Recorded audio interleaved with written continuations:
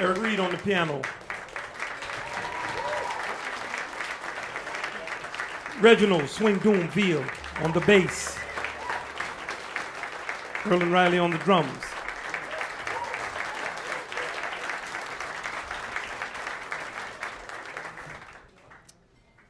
And that's a George Gershwin song entitled Embraceable You.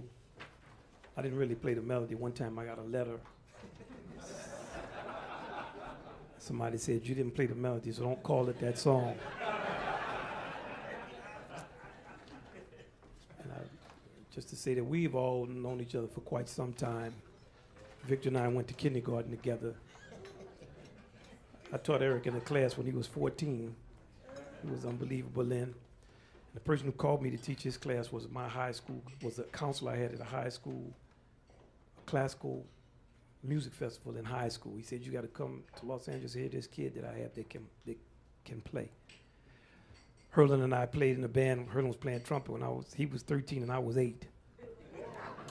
We didn't really know each other. I didn't know the big boys, I just was standing there with them with high water pants, playing out of tune and messing up all the music.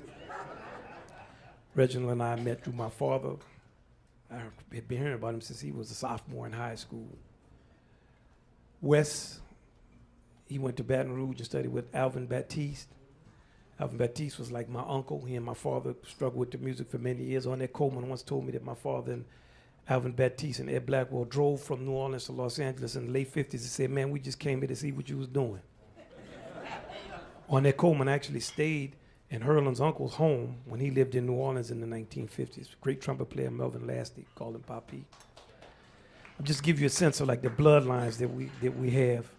Wycliffe, I had heard about him, but I did a clinic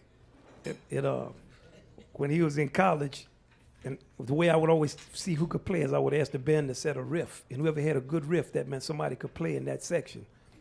So I would say, who set this riff? And they all said him. He just, so I guess he was a freshman then. What grade? You were a sophomore? He was a sophomore in college. So we all have, I've said their names many times on bandstands, always with the greatest pride. The depth of love and respect I have for these men, it's impossible really to explain. There's something that's lasted over 20, 30 years. In the case of Victor and I, 12 years. And it's not just about music. A lot of times you hear about people coming together after a while and they always start arguing and bickering and showing their behind because they didn't get it all out the first time. We're actually shocked how cool it is, how much fun we have playing with each other, and the type of love and respect and enjoyment we have hearing others playing in each other's development.